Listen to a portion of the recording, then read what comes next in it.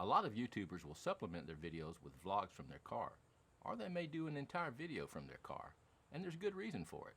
It's a lot of fun, and it breaks up the monotony of doing a talking head video in just one spot. In this video, I'll give you some effective ways to vlog from your car, as well as giving you some safety tips on how to vlog while you're driving. So let's go inside and get started. Hi, Isom Phillips here. One advantage of vlogging in your car is the good acoustic properties of the car. In this car, like in most cars, you have a cloth headliner. I have cloth seats. The sides are soft vinyl, so your voice doesn't bounce off of hard objects and come back in your microphone and give you that echoey sound that no one likes to hear. So you have good acoustic properties. So much so that you may be able to use your internal mic on your camera or your smartphone without having to use an external mic. Now right now I do have the Rode Wireless Go attached to my Canon M50, so I'm using that as an external microphone. On the other hand, when you're driving, using an external mic is probably the best thing to do because it eliminates some of the road noise and the engine noise that could come through in your microphone. I really like using the Rode Wireless Go for a microphone inside the car for vlogging, but you can also use a small shotgun mic like the Rode Video Micro. If you're just sitting in the car vlogging with the car not moving, the setup's fairly simple. You can just set your mirrorless camera or your DSLR on your dashboard and turn it on and start shooting. With your smartphone, it's going to take a little bit more. Your smartphone's going to require something to hold the smartphone and something to keep it stable. Now I like to use this. This is the Joby GorillaPod. This is a smaller one, and I've got this Ulanzi phone clamp on here to hold my smartphone. With this, I would just take these legs and spread them out, set it up on my dash, point it toward me so I could start. So that's one way to do it. Now that's not going to work if you're moving because it's going to fly off the dash, obviously. That's one solution. You can also use one of these, and this is the Manfrotto Mini Tripod. This is just one brand of it. There's a lot of different kinds. You can attach the phone clamp to this and put your smartphone in here and just hold it up and talk. So fairly easy. While the car's not moving, the setup's simple. No safety issues too much involved, unless you place your smartphone or your camera on a place on the dash where it can slip off fairly easily. When you're vlogging while driving, however, things get a little more complicated.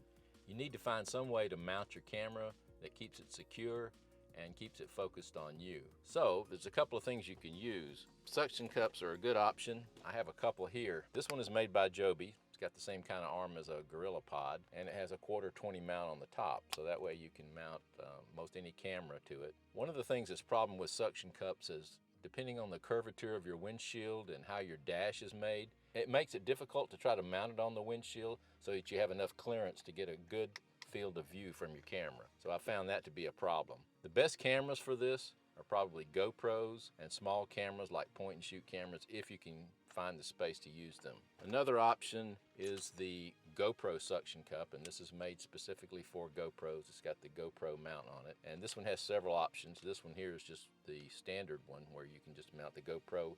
You got one angle here where you can move it back and forth. There's an arm that you can add to this to give it multiple angles. I found that this probably works the best for me right now. The other option is this one here that I just got from Amazon, and I don't know that I'm gonna keep it because I'm not quite sure how effective it is over anything else that I already have. But it's made by Exoff.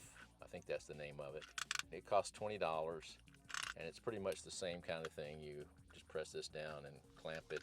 It's got a really strong hold. I don't find that it gives me any better angles or that it helps me mount any bigger cameras like a point and shoot camera or a DSLR with this mount or with any of the mounts that I have. One thing that I've been thinking about using lately is this smooth surface pad. It's a 3M pad that you can just stick onto your dashboard. And then once you have that on there, you can use that to mount a suction cup on because it's got a really smooth surface like glass. So I've been thinking about that, but I'm not quite sure I want to put this on my dash because it's going to be difficult to remove and I'm not sure if it's going to damage my dash. I'll leave a link to all of these in the description for you if you want to check them out. But this is one option some people use. I'm trying to figure out if I want to use it or not. As far as the safety side of using these suction cups, you want to make sure that you have a very clean surface to mount them on. has to be free of dust and dirt. So I would recommend using some Windex or something to wipe down the inside of your window before you mount one of these on a windshield or a side window, because even though it sticks initially, if it's on a dirty surface, it can come loose over time and your camera can come crashing down, which I don't think you want that. I know I don't. You want to mount these in your windshield in a place where they're not obstructing your vision. Okay, I've got my GoPro mounted in the upper left-hand corner of the windshield, and I've got another GoPro mounted to the outside. So we're going to go and see how it looks. So let's go for a ride. The best way to get the field of view on the GoPros is to mount them upside down. The GoPro camera just automatically flips the video, so it's not a problem. It's been unbelievably hot here in North Florida. We've had temperatures in the upper 90s now for the past month, it seems. So I'm hoping for some relief in the near future.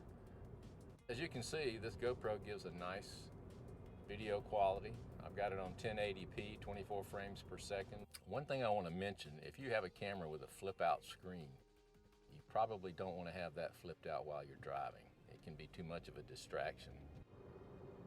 If you have any questions or comments about vlogging in the car or any of the equipment or anything that I've mentioned, please leave them below in the description and I'll do my best to answer them.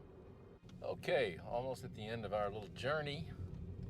Getting ready to pull in the driveway here. I hope this video gave you some tips about vlogging in the car and about vlogging in the car safely while you're driving. If you like this video, give it a thumbs up and consider subscribing. Be safe, everyone. We'll see you in the next video.